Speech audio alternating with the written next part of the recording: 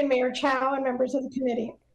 My name is Pauline Saliba, and I'm here today as a longtime resident of Ward 2. My family and I have lived in this community for over 39 years, since I was 14 years old. My children frequent the park regularly. My 79-year-old mother, who lives around the corner from me in our family home on Allenhurst Drive, uses the park as a meeting point to meet with her friends in the neighborhood. While we appreciate the initiative to build a Somali Center for Culture and Recreation, we recognize its potential benefits. But we believe that the benefit of bringing this development to our community does not outweigh the benefit of the existing use of the 3.5 acres of green space that would be sacrificed to house this development. We have several concerns regarding the undemocratic process and the lack of disclosure and transparency. Our first concern is the protection of parkland. As I said, while we welcome the idea of a cultural and recreation center, we strongly believe that parkland should not be considered as a potential site. Parkland is an invaluable resource, crucial for community health and wellness, as highlighted during the pandemic. Studies have shown that access to green space significantly enhances physical and mental well-being. Mental health issues are on the rise. With the increased urban density occurring at accelerated proportions in our immediate community, the need for park and open spaces becomes even more critical. In addition, this community is going to experience over 2,300 new residential units and one large elementary school, all within a 2-kilometer radius from this location in the coming years.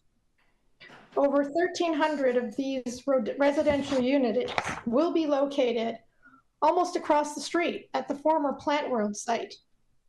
We need more, not less, parkland. Sacrificing parkland for development is a mistake and would deprive the community of essential recreational space, negatively impacting residents' quality of life. I want to talk about alternative locations. The proposal mentions a feasibility study completed on behalf of the SCCR, which identifies potential sites that were considered for the development.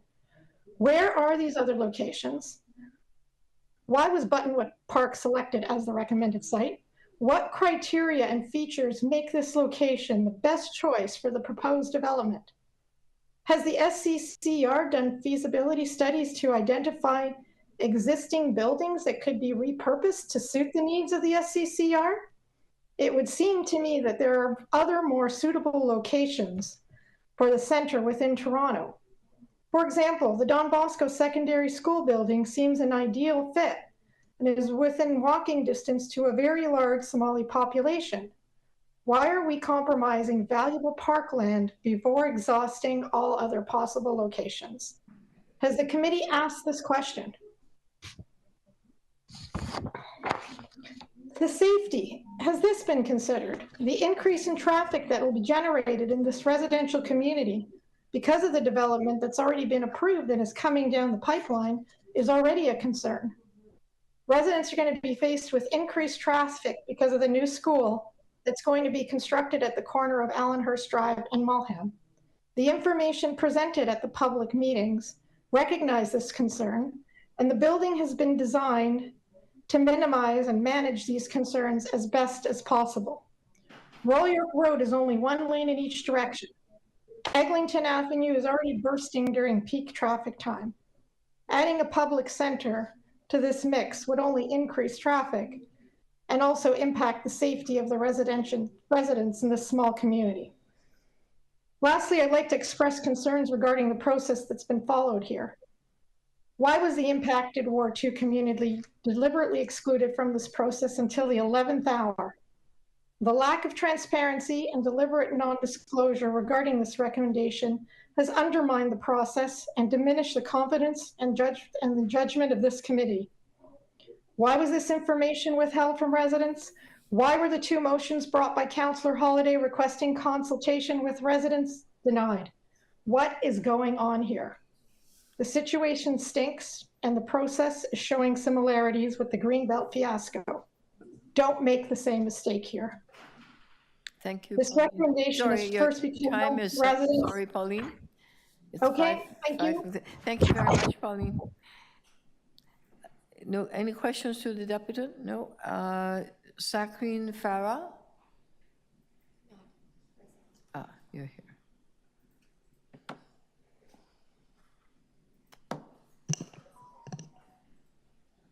Go ahead.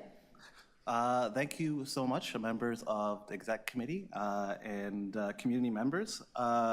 Yeah, I took off time of work today. I told my boss, hey, I got to be here because of how important this Somali Center is to me. I grew up in Etobicoke. I'm from Somali Descent, and I know that our community has been working to establish a community center for over 40 decades, so longer than I've been alive. And I understand how important it is to have community spaces that foster connection and support. And this center isn't going to be only for the Somali community. It's for everybody. This center will finally give us a space where people from all backgrounds can come together, share resources, and build lasting connections. And Somali culture is rooted in inclusivity and togetherness. I will take an example in the Somali heritage is our weddings. Somali weddings don't have formal invitations for the most part. It's what happens often in Toronto is we book out a big banquet hall in Rexdale and everybody just comes, whether or not you know the family or not. And in that same vein, this center is gonna be for everybody once the doors are open. And looking ahead, there's going to be so much community consultation involved because there is so much left in the process. This is one step in a multi-step process in where community input is very much part of it. And I mean, like today's part of that as well. So I urge everyone here to support the Somali Center, to keep the conversations going, and so that we could go ahead and celebrate diversity. Thank you so much for your time and consideration. Thank you. Any other speaker, question? No? Thank you so much.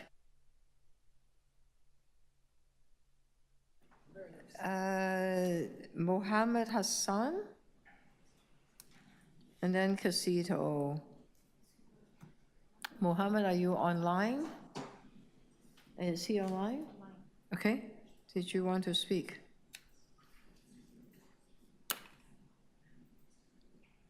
Mohammed, hello, can everybody hear me? Yes, we can. Go ahead. Okay, I don't see my video. I had slides to make. Can you give me a presentation rights? It's happening right now.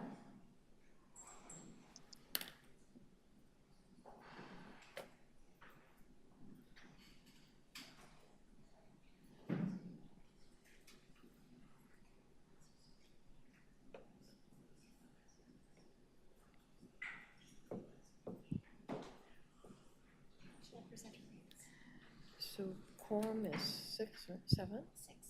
6.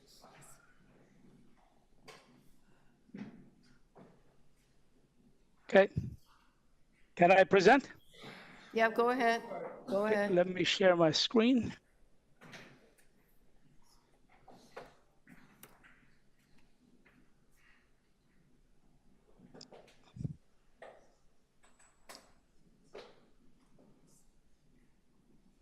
Okay. Can everybody see my screen? Yes. Okay.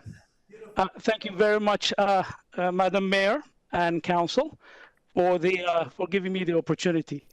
My name is Mohammed Hassan, and here's the outline of what I would like to touch on this brief time that I have. I will declare my perceived conflict of interest. I am a proud Somali Canadian. I am the volunteer executive director of the Ogaden Somali Community Association of Ontario. It is a community center that has been created in 1992. We have obtained charity status in 94, and we have adopted a trade name, 3CA, in 2018. Having said that,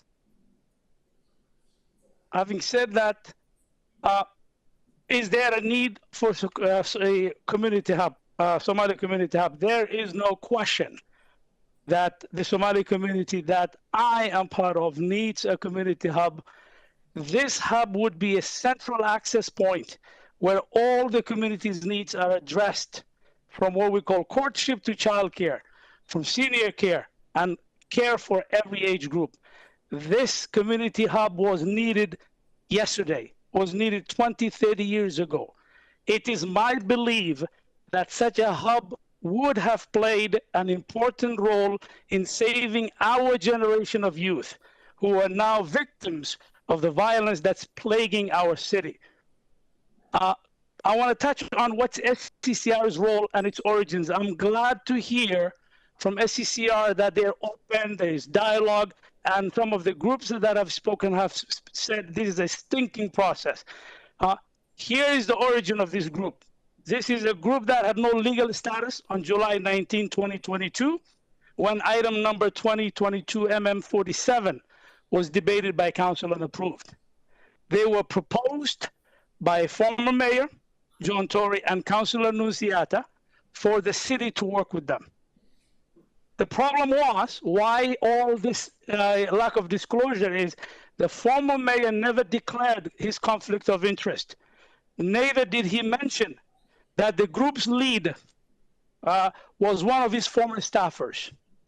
What the mayor did not disclose at the time to council was that his office had received a completed, costed, designed project for a community hub for the Somali community by an established Somali community association organization, and he was sitting on it 2 years prior when he put this motion right before the election in 2022. You can ask yourself, is SCCR the right group to lead this project? Don't take my word for it. Let's follow the rules of the city. As of today, if SCCR were to apply for a 5,000 grant, the city will not consider it. Why? Because they are only less than 2 years in existence. Ask yourself, why would the city leadership then and the city leadership today, why are they entrusting such a group to lead such a momentous infrastructure project for the Somali community? To me, this is a double standard. People are telling us who our leaders are going to be. People are choosing projects for us, and that is not right. That is why all the NDAs and everything that you heard today. And as a result of this, what has happened is the proposed land has 3 issues. The size is wrong. It does not fit in the needs of the project of such size. The location is not the right location. There are more convenient and closer to the community locations than this site. And what I call the 2 cardinal sins of infrastructure is the land type. You never touch a parkland, you never touch a residential area, because unless you're prepared to be stuck in courts and be tied up in process. That's what's wrong with the land. That's not even the only thing. What's also wrong is the lease that was proposed. The city proposed 21 years with the keys being returned back to the city. That's unheard of for a project of this size. And then they modified it to 30 years with 2 10-year extensions with with the keys to be returned. It's still problematic. They were required to build in 9 years. That doesn't happen in Toronto, only in fantasy land. All the risk was put on the community side. Mohammed, may I trouble you to wrap up? Your time's yes. up. And you see the picture that you get. So what am I recommending? This motion should be deferred and should not be approved if it comes back up. We need to rescind the direction of the former council for the city to work with SCCR. Thank you very much for your time. Okay, thank you. I'll answer questions.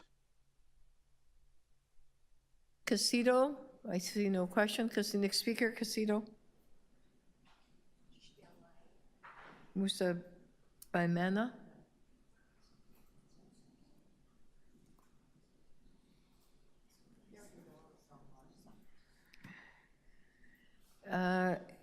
If not, thank you. Can you? Okay, there you go. Thank you so much for creating this space. Thank you, Madam Mayor and the chair of the committee.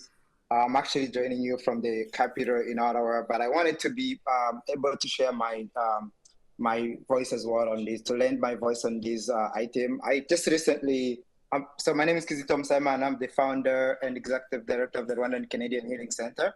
We operate in Toronto. We've done a lot of work on the ground in Toronto, especially in the last year, where we've done advocacy for African migrants and asylum seekers. Of course, we're doing affordable housing work with the African Canadian community, where we have a group of African Canadian communities that we're working with to deliver what we call the African Canadian Affordable Housing Village Initiative. I wanted to support this item, and also to definitely lend my voice on why we need a community center, a cultural recreational community center for the Somali community. So I came to Toronto about 23 years ago now. And many of us, so my background is Rwanda, but we as Africans, as Black folks in the city, we try our best to find the spaces to access cultural, whether it's cultural food, cultural activities. So being able to have, whether it's the Somali restaurant or just different other activities that we've been able to partake in, is important. And to me, it was actually a shocker that we didn't have anything like this in the city, because I know that the Somali community has contributed a lot to the city of Toronto. Recently, I think it was 2 weeks ago, if I recall, I joined folks like Zach and Abdi too, when they were sharing their vision of what the cultural center, the recreational cultural center was going to look like, and learned more about the work that they put into this work for so many years. And when I say they, I mean the entire community that's been involved in actually looking to establish a community center for the Somali community in Toronto for the last 40 years. I didn't know about that. And so I think what we have to ask ourselves, what the council and the committee has to ask itself is, how do we actually prevent some of the challenges that our communities are facing on the ground, whether it's gun violence and poverty, lack of support for newcomers and migrants? How do we prevent that? How do we actually get ahead of it? This is how you do that. It's through community centers, it's through community hubs, it's making sure that you have space for community members to actually find themselves in terms of culture. I mean, like I said, when we come to these countries as newcomers, again, I'm a first generation here, we want to go to places where we belong, where we feel embraced. So having community centers, having cultural hubs where people can have, whether it's recreational, community kitchen activities, various other activities that these community members find themselves in, is what we need, both from the municipal levels, but also just across the board for governments, to prevent some of the many challenges that our city has faced when it comes to really on safety, on poverty, on homelessness. So I would say definitely I support this, and from what I'm seeing, looks like the item has been deferred, but next time it comes up, we'll have to support it again. And our community supports this. Like I said, I am leading a collective of many agencies, mainly in Toronto, but across Ontario. And we support this, and we want to see a home for the Somali community. And as a home for the Somali community in Toronto, it is a home for many of us from the African Canadian community in Toronto. And with that, I thank you. And again, appreciate the platform for us to be able to support and to be part of this conversation. Thank you. Next speaker, Ann Anderson, the Humber Valley Village Restaurant Association. And then Celeste Mendes and Christine Manaluk. Oh, there you are. Okay. There's a recommendation to defer in front of us. Thank you. Am I on? Yes, you are. Great, thank you. My name's Ann Anderson, and I'm president of the Humber Valley Village Residents Association. Ward 2 residents were blindsided last week by Councillor Holliday's announcement. We learned that not only had it been proposed to substantially change the usage of a small park in our community, but that the park had already been selected, Buttonwood Park. Council, including some of you, 21 service agencies, even an MPP from Brampton, got the heads up about this proposal several months ago. Yet Council, in its wisdom, voted to keep Councillor Holliday silent and as a result, Ward 2 completely in the dark until Thursday.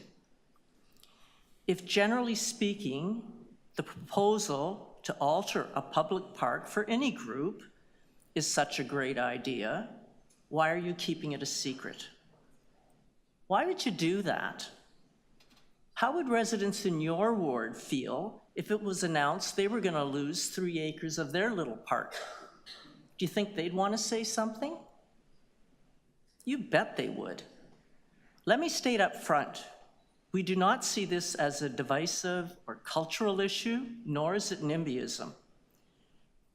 We object to the lack of transparency around the selection process, the total absence of transparency on the choice of Buttonwood, what other sites were considered, what were rejected, and why, and the total absence of consultation with residents in the community. By residents, I mean residents other than from a particular group.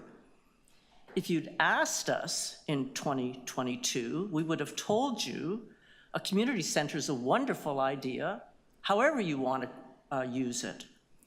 But we would have told you there's also more suitable and desirable locations in Toronto that don't involve paving over the limited green space in a little park. In Etobicoke Centre, for example, you'll find lots of vacant warehouse and office space north of the Queensway or south of the Gardiner that are accessible by car and the TTC that could be purchased or leased and customized for any community centre. But since land leasing public space seems to be the goal, and we're not agreeing or disagreeing with that, we're just saying Etobicoke Centre has some great parks, and there are lots others in Toronto. For example, West Dean Park. It's 135 acres. It dwarfs Buttonwood's just about 11 acres, less than half of which is green space. It's on the, West Dean has the TTC on Rathburn, and room to expand the existing parking, which it needs anyway, since you've already closed High Park access to cars on weekends. For that matter, why not High Park? 399 acres, bike lanes and a subway at the front door. You'd need a permit. You'd need to permit vehicle access on weekends, but we're pretty sure Mr. Perks could help us with that. And then it would once again be fully accessible every day for thousands and thousands of visitors to the center. And of course, there's Etobicoke Centennial Park, the home of Ribfest, 526 acres. Surely there's rooms in this expansive park for a marvelous community center with ancillary parking where all Torontonians can come and enjoy multiple activities and also learn about the Somali culture. Since this proposal suggests the center would serve as a community hub, it could also be a venue for a wide variety of groups and events and festivals. So that's 3 locations possible. We know there's others. We were shocked and disheartened by the secrecy that has surrounded this proposal. There are lots of questions that you need to answer about how our proposal to change the use of a public park without community consultation unfolded, and why this little neighborhood park was chosen over all the other venues and parks in the city. So do this properly, do it openly and honestly, and let's talk. We ask the executive committee, don't just defer this motion for 4 weeks when people are packing up for the summer. Send the whole thing back to staff and get a comprehensive report that you can share with us all. Direct staff to organize meaningful public consultation, face-to-face. Don't simply hide behind Zoom meetings. Thank you. Your time is over quite a bit. Be bold and find the right location for this valuable resource. Thank you. Councillor Holiday, we had a question? Yes, thank you. Ms. Anderson, I wondered if you could tell the committee a little bit about what you've heard as a community leader about the process, because I think that is the issue that's been resonating. Yes. Yes, we were stunned. We were stunned. We'd not heard any discussion anywhere about a community center for Etobicoke. And to suddenly find that not only has the center and its process and the location has been decided, and basically this meeting is supposed to be almost a formality to kick it up to the council to vote on it, we were dumbfounded. We thought, wouldn't you want to at least have a, hello, let's talk about this a bit? So you mentioned that the community has had days. Has had, Days. yes, Not weeks, 5. days to react to it. How has the word spread, and have people been active and engaged, or has this been a passive thing? Oh, And, no, you know, it's. Are you speaking on behalf of many? I am definitely speaking on behalf of many. My inbox has been jammed full of comments, most positive for the opportunity for a community center, but all of them wondering why that park? It's just too little. If you want to do something meaningful, it's too small. And even if you did use all the green space, that defeats the whole purpose of a park. If you could provide the. I'm not speaking just for myself. I've heard volumes. Would you say, in your experience within the community that you work in, because you are a leader within the community and have dealt with other things, that this is an engaged community? Very much so. We are very much so. And if you could summarize to the committee perhaps the top 3 pieces of feedback or questions or unresolved issues that are resonating, what could you say? About this particular issue? This particular issue. Why is it being kept secret? What was the selection process based on? We've heard nothing. And why were we not spoken to earlier, like way back when? Thank you.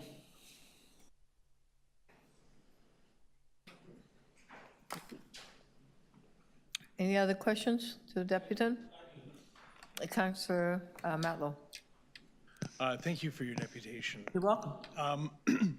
Given that the Somali community, the leaders of the Somali community working on achieving that center were here today, and then previous, obvious to this meeting, made a request for the deferral to meaningfully engage with the local community in Etobicoke Center. Do you find that helpful? Would you want to work directly with them to ensure that that happens successfully? Yes. The first time I met anyone from the community was here today. Never heard from anybody. But I think we're kind of putting the cart before the horse. I believe it would be more appropriate, first of all, to have a conversation about changing the usage of a public park without any discussion as to why this park, what about other parks. I think that would have to happen first. Putting a building on it for any worthwhile community is, well, personally, I haven't asked my residents, but I believe they would all say a community center sounds like a great idea. Well, there's been for a long time a desire, like whether, I know one location that's been bandied about for a long time for a community center in Etobicoke Center is at the old Civic Center when it moves to 6 Points. So there has been some discussion for a long time. Where? Where was this discussion? Amongst residents in your community? Haven't heard a word. That's interesting. I haven't heard a word. Okay. And Well, I think I'm pretty tuned in to, I haven't seen anything in the paper. I haven't heard anything from our counselor. okay. I haven't heard a thing. It has been a matter of discussion Okay, by some. great. Ultimately, just to conclude the questions, what you're saying, if I hear you clearly, is that you are open to a conversation with the Somali community, but you also are hoping that the location itself is something for further consideration as well. Yes, and I would flip the two apart. I think the location first would be important. The usage, I think the public wants to use a community center, including Somalians. So there's no reason why we can't do that. Of course, I'd love to be able to talk with them. We've heard nothing. We've heard nothing about a design, about funding, about how big it's going to be, what it's going to be. And even the notes that I've seen online from council, everything's, you know, there's nothing definitive about it. You may know that it's definitive. We just haven't heard anything. Yeah, I hear you. Thank you. Okay. Thank you. Any other questions? Thank you for that clarification. Celeste Mendes, is Celeste here? Is online. Celeste? Can you turn on your mic? Yeah. Yep, we hear you. Good afternoon to everyone. Thank you for the privilege of listening to me this afternoon. I am going to touch on issues that are not favorable to anyone. The first being to Mayor Chow. I am asking the City of Toronto to generate some committee to get a legal opinion as to why this whole process was all kept under the pillow. Why did our councillor have to fight head and toe to get this information? Extremely concerning. We are a democratic society.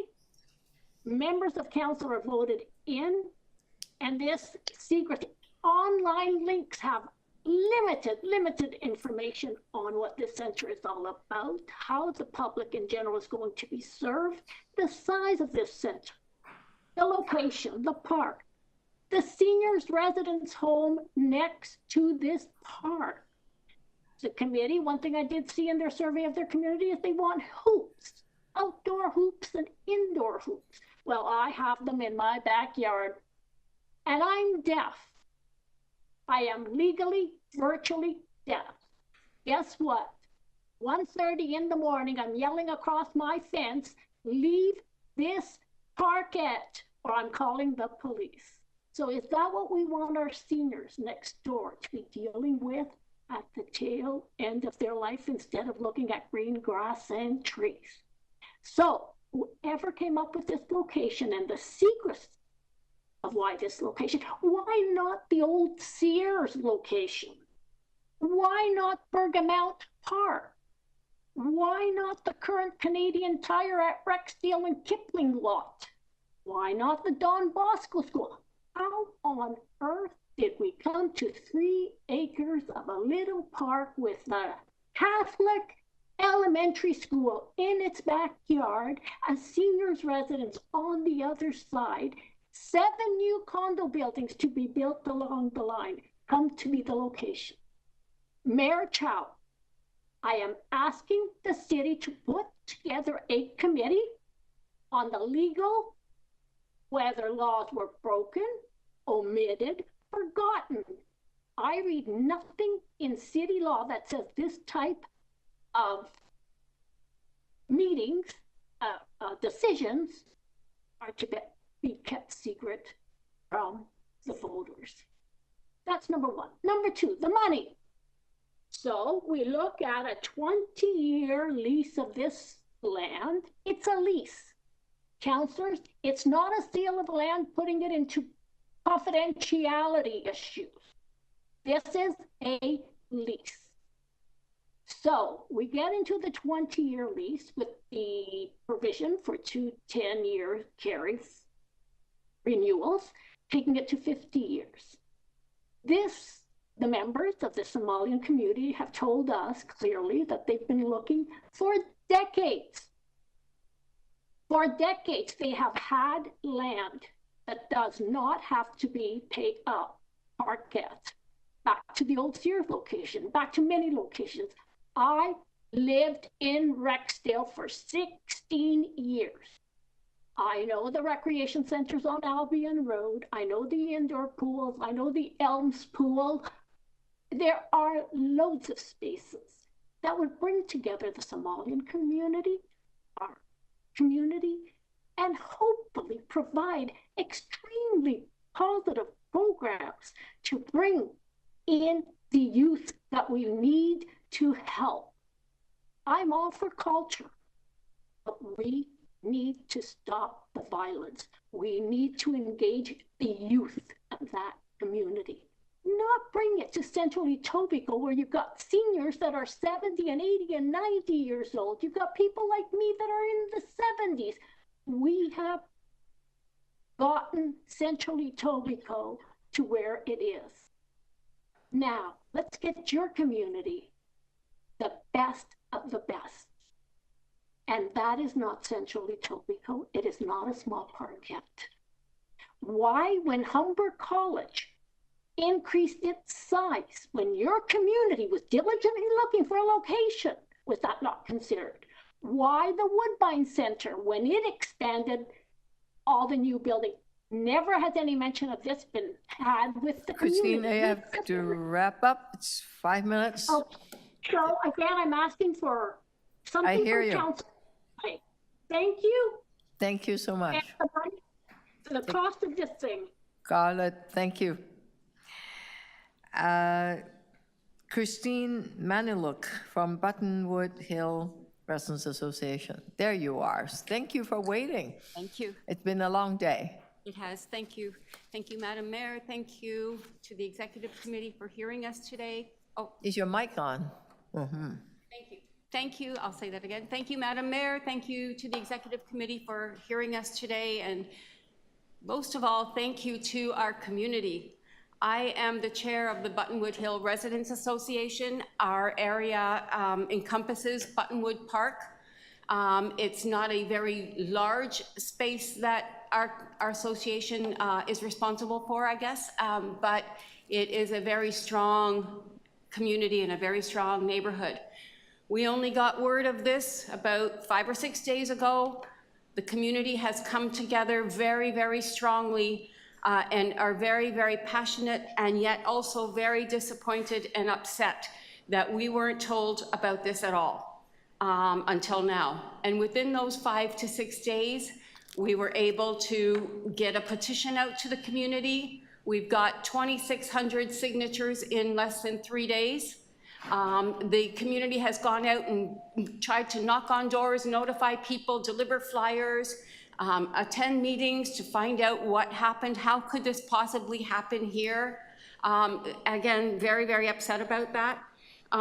So we understand that discussions, and we've been hearing today about discussions that have been ongoing at least back to 2022, probably even sooner than that, earlier than that, to be able to get to even that point.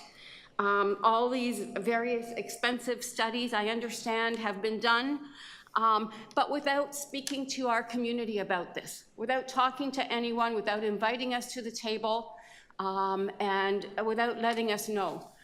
There are a few points that we're, of course, concerned about as well. You know, the parkland, it's special. We can't start building and paving on top of that. It's a very well-used park. We have the school, the new school coming up. Construction is starting as soon as the children that are in there now using the school are almost done. They'll be going back to their brand new school in Etobicoke, and then this construction starts. With all the new children coming in, and as well we have the Chartwell Seniors residents there. They're all enjoying the park, the neighbors, the community, everybody getting out there and really appreciating that, and we just can't have any more congestion in the area. We have a whole bunch of new condo units and apartments and that coming up across the road. On the other side of Eglinton, we have the Eglinton LRT, you know, still in construction. Just so much congestion in the area. We just can't handle anymore. Preservation of the green space, you know, that's special. The environmental concerns, we all, you know, care and need to protect those things. The public consultation process, very you know, a fundamental right of the community, of the neighborhood that it's affecting. And the community impact that I have already mentioned with all of the new things coming into the very centralized location right there. So what I also wanted to mention is we are at a loss really as to why this project was kept quiet to begin with. You know, why was it deemed confidential? We don't understand that. You know, it's just really, we're just at a loss for words for how this even happened. We're supposed to be living in a democratic society, and yet we weren't told. And today, we find out that there's been a deferral requested. That's fine, but I have to say, honestly, that we feel that this has only come up because people have just found out in the last 5 or 6 days about what's been going on, and now they realize that that was a huge mistake. We should have been told. We don't understand why we weren't. We're happy to work with any organization, but we know that this location is not suitable for that proposal at all. As you've heard many times today, there are a number of places where they could be going, or other options to look for, where it will be better for everyone involved. So I do have a couple of questions. So why did the City of Toronto keep the application process, or get the application process that started in 2022 confidential? Why was the community not informed and provided with a public consultation? Why are we not respecting the parkland strategy report that we need to protect our parkland? Where is the communication, the transparency, and the accountability? And there are many other options available. We should never consider the parkland as an option. And so I'm really, really here to ask you to please reconsider this, defer the matter for as long as it takes. The 4 weeks is not sufficient in any means. We really need a lot more research to be done to figure out where we go from here. Okay, so with that, I'm hoping to ask staff that you direct staff to seek an alternative location that is suitable for this proposal. Okay. And that's it. Thank you. Just before you do that, I got a note that several councillors has to leave by 5. Councillor Morley has a meeting in her ward. Councillor Perks, you have a meeting in the ward, so 1, 2, 3, 4. We don't have enough quorum past 5, okay? So let's make sure that we can finish this item by 5, right? So, Councillor Holladay? Thank you, Mayor. I want to make sure I ask a question because, Christine, if you could confirm that you are the president of the Local Residents Association immediately at this park. Members of the executive committee are from all across the city. Could you tell the executive committee a little bit about this park? Because parks mean a lot of things, right? They can be a ravine valley, they could be some woodlot somewhere, they can be a grassy field. What does this park mean to the community? How long has it been there? You know, just give some context so that the committee can understand. May I ask that you give some context so that the committee can understand what it means and maybe read a little bit why this is so important? The park has been there since the community was developed in 1970, and it's grown to, you know, welcome a whole group of new young families to the neighborhood. The school has been there forever, and most of the residents in our neighborhood have lived there pretty much all their lives, and so they have enjoyed the park. The park has a playground, which in fact has some newer equipment. We have a skating rink, a tennis court. We have the seniors' residence right there. And in fact, when that seniors' residence was built, approximately, I'd say maybe 20 years ago now. You know, we fought for that to be, we supported that actually at the time. Our association supported that, and it is home to, I don't even know how many numbers of seniors mostly, and they get to enjoy the park. They have the children playing in the park. It's just a place that they need to be able to, you know, be safe and have the enjoyment of life, really. So one other piece of context that I could ask that you could confirm or offer comment on is some people have said, well, this is just a detached bunch of houses around the park. But when you actually look at the map and you look on the north side of Eglinton Avenue, which is right there, Yes. Is there development going on? Would it be fair to say that there are thousands of new units proposed within walking distance of this location? Absolutely. So on the south side of the park, you have mostly houses. We have the new school again, we have the seniors' residence, and directly across the road, there are buildings already there, many buildings, but there are a lot more buildings coming up, a lot more units, and they need a place to be able to go.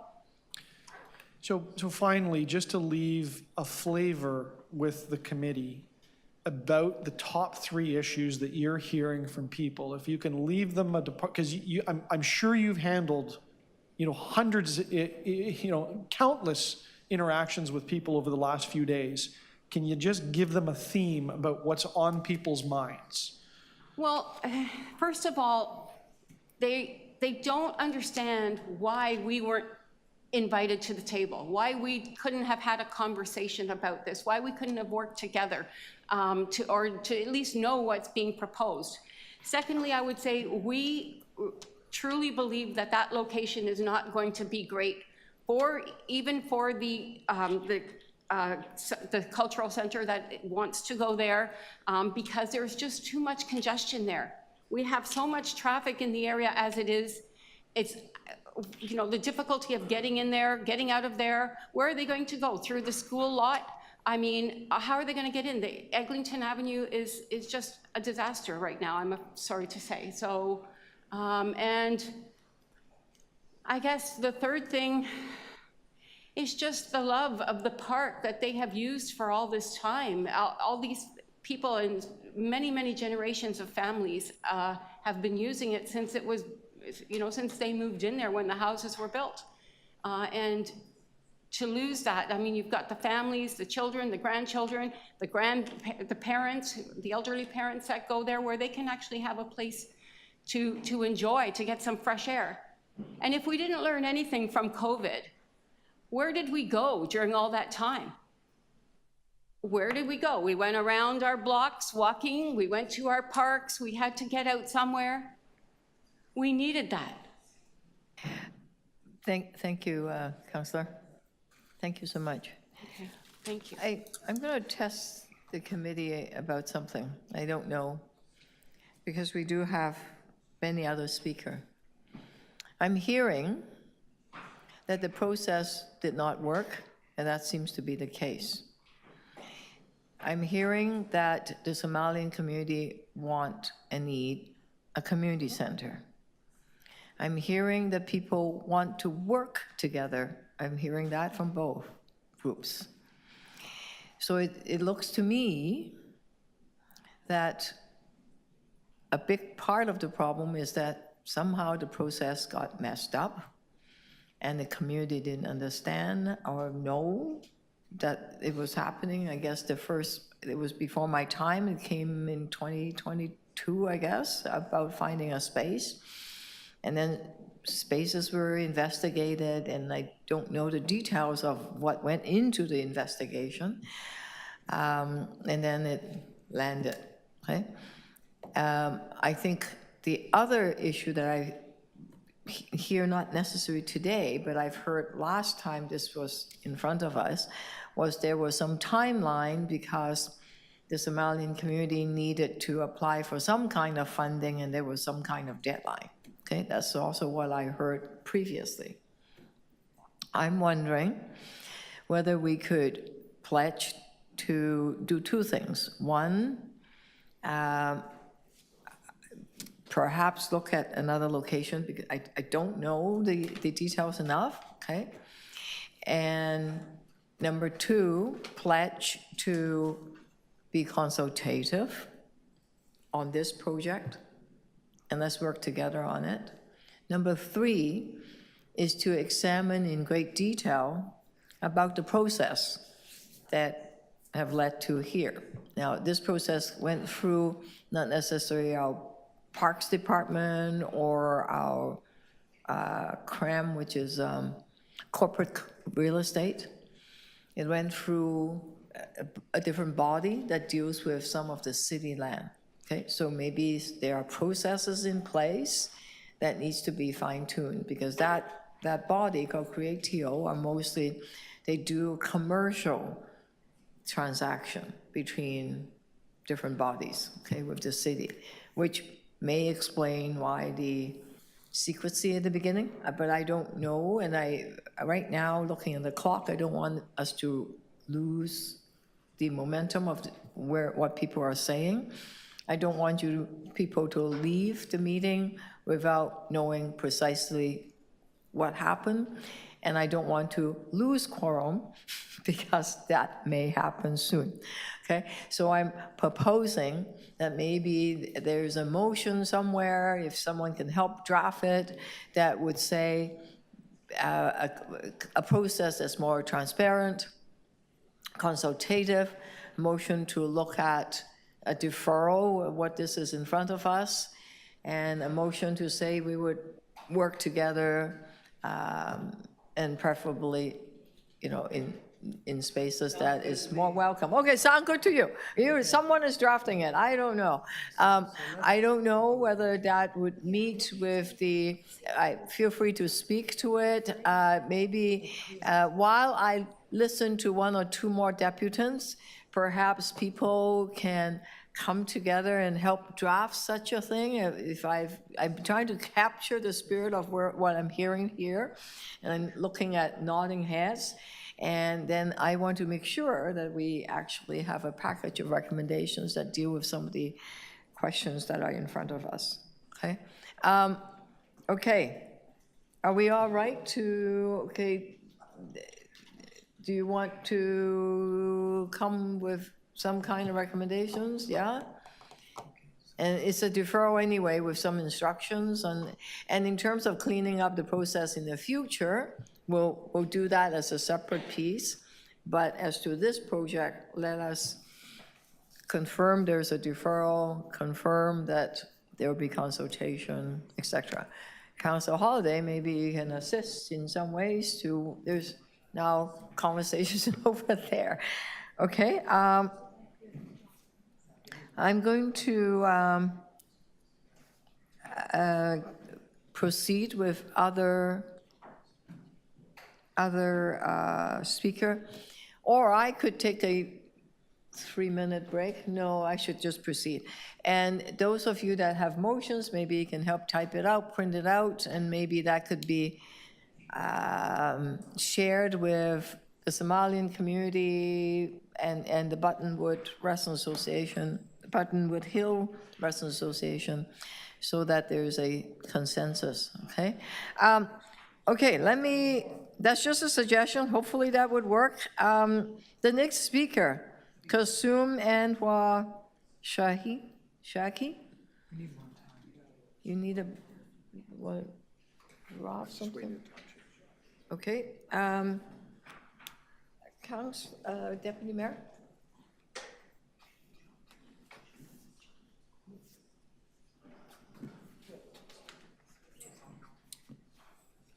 All right, have we got you, Kulsum? Yeah. Okay, please begin when you're ready. You have 5 minutes and we'll let you know when we're close to time. Okay, thank you.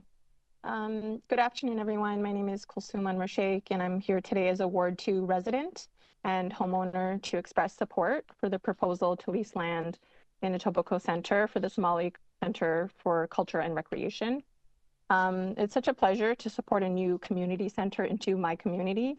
We all know that this kind of infrastructure is essential to welcoming, vital, diverse cities, and this is the kind of city Toronto is. I know there's been objections raised by other Ward 2 residents about the loss of green space. In Etobicoke Center, there's a lot of privilege, and one of those privileges is an abundance of green space. Indeed, there are extensive green corridors right near the proposed site. As a parent raising 3 children in Etobicoke, I've always been struck by how many parks I have to choose from.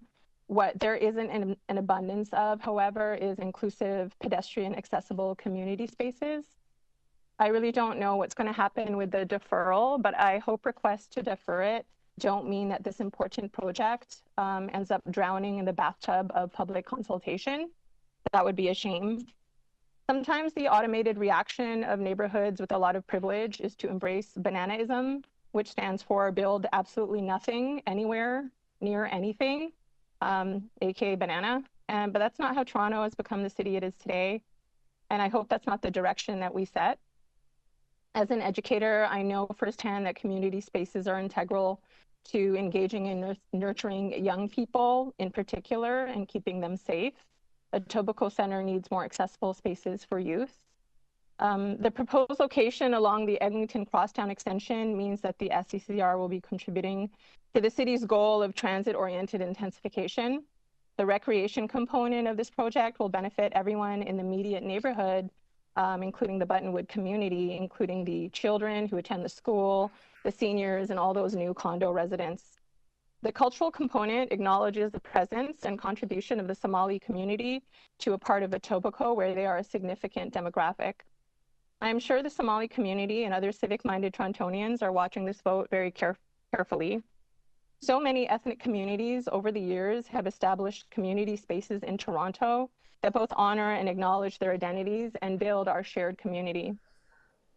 I have often found myself at community events hosted at a building that names the Italian or Ukrainian or Latvian community.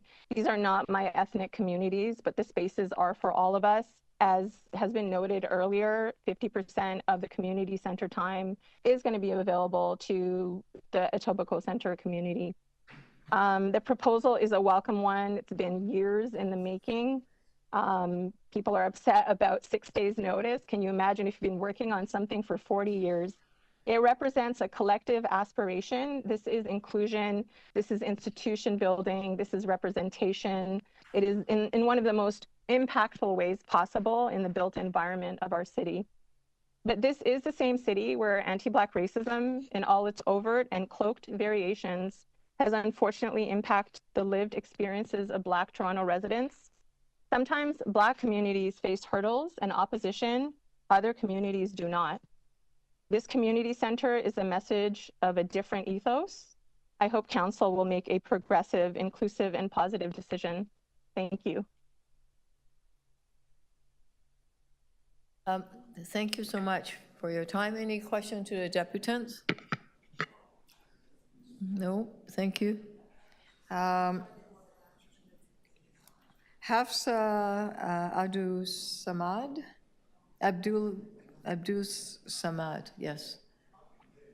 Hafsa, are you there? If you are, open up your mic or your video or both.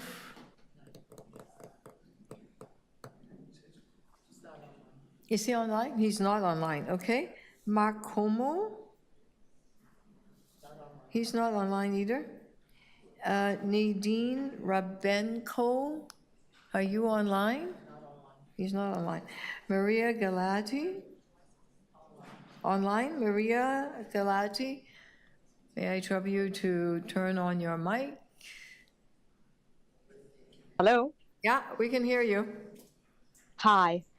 Sorry, it's been a long day waiting, so I'm thankful. Thank you for waiting. Yeah, go ahead. Thank you. I'd like to say that I am thankful for the opportunity to speak. I am one of the residents in the community.